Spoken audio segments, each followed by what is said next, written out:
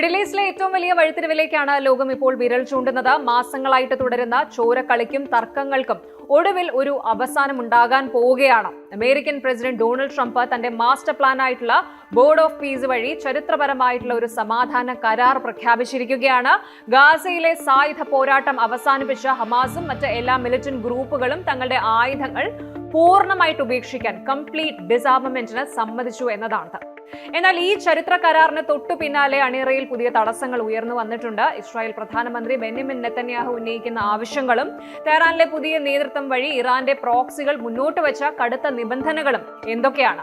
ഈ 15 പോയിന്റ് സമാധാന പ്ലാനിൽ എന്താണുള്ളത് പരിശോധിക്കാം. അമേരിക്കൻ പ്രസിഡന്റ് ഡൊണാൾഡ് ട്രംപ് പുറത്തുവിട്ട വിവരങ്ങൾ പ്രകാരം ഈജിപ്ത്, ഖത്തർ, തുർക്കി എന്നീ രാജ്യങ്ങളുടെ മാസങ്ങൾ നീണ്ട മധ്യസ്ഥതയ്ക്ക് ഒടുവിലാണ് ഹമാസ് ഈ കരാറിലേക്ക് എത്തിയിരിക്കുന്നത്.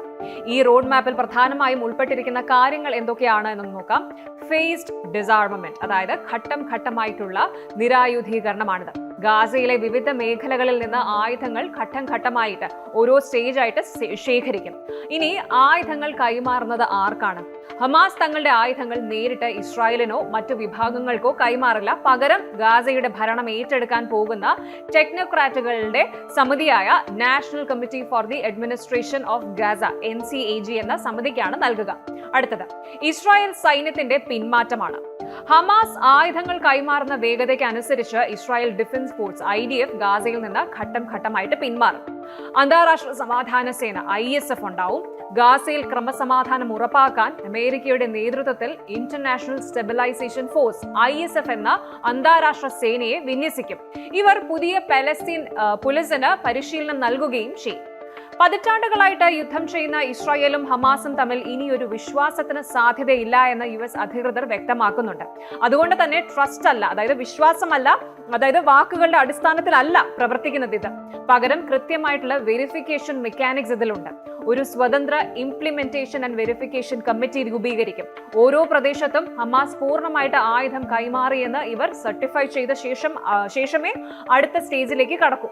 ഒരു ഘട്ടത്തിൽ പാളിയാൽ കരാർ അപ്പോൾ തന്നെ സ്തംഭിക്കും. ഇതുകൂടാതെ തടങ്കലിലുള്ള ബാക്കി ബന്ദികളുടെ കൈമാറ്റവും ഗാസയിലെ തകർന്ന ടണലുകളുടെയും ആയുധ നിർമ്മാണശാലകളുടെയും പൂർണ്ണമായിട്ടുള്ള നിർവീര്യകരണവും ഈ പ്ലാനിൽ വ്യക്തമാക്കുന്നുണ്ട്. ഗാസയിൽ നിലവിലുണ്ടായിരുന്ന സ്വന്തം ഭരണകൂടത്തെ തന്നെ പിരിച്ചുവിട്ട് ടെക്നോക്രാറ്റ് സമിതിയായ NCAGക്ക് ഭരണം കൈമാറാൻ ഹമാസ് സമ്മതിച്ചത് വലിയൊരു മാറ്റമായിട്ട് അന്താരാഷ്ട്ര നിരീക്ഷകർ കാണുന്നുണ്ട്.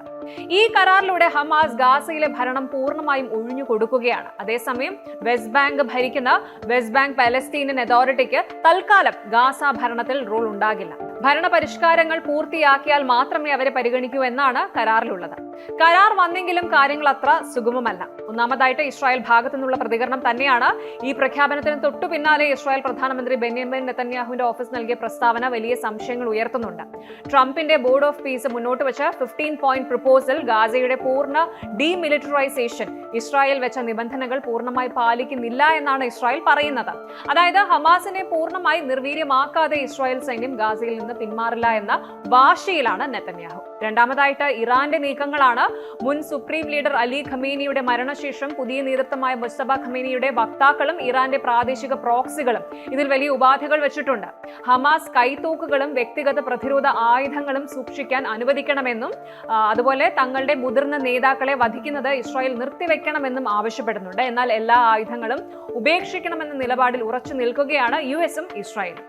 ഇനി നിലവിലെ ഏറ്റവും പുതിയ യുദ്ധ സാഹചര്യം നോക്കുമ്പോൾ സമാധാന കരാർ പ്രഖ്യാപനം ഒരു വശത്ത് നടക്കുമ്പോഴും ഗാസയിലെ ചില ഭാഗങ്ങളിൽ ഇപ്പോഴും ഒറ്റപ്പെട്ട ഇസ്രായേൽ വ്യോമാക്രമണങ്ങൾ റിപ്പോർട്ട് ചെയ്യപ്പെടുന്നുണ്ട്. അതേസമയം ഇറാഖിലും റെഡ് സീയിലും US സഖ്യസേന ശക്തമായ കാവൽ തുടരുകയാണ്. ഇറാന്റെ പിന്തുണയുള്ള വിപ്ലവ ഗ്രൂപ്പുകളുടെ പ്രവർത്തനം തടയാൻ സൗദി അറേബ്യയും അമേരിക്കയും സംയുക്ത നിരീക്ഷണം ശക്തമാക്കിയിട്ടുണ്ട്.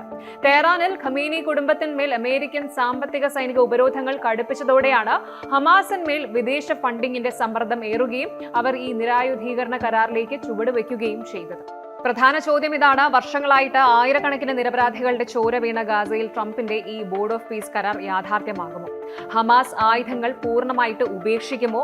അതോ ഇസ്രായേലിന്റെയും ഇറാന്റെയും പുതിയ നീക്കങ്ങളിൽ ഈ ഒരു കരാർ തകരുമോ? ലോകം ഒന്നടങ്കം ഈ മണിക്കൂറുകളിൽ ഉറ്റുനോക്കുകയാണ്. കൂടുതൽ വാർത്തകൾക്ക് News 18 Keralam YouTube channel subscribe ചെയ്യുക.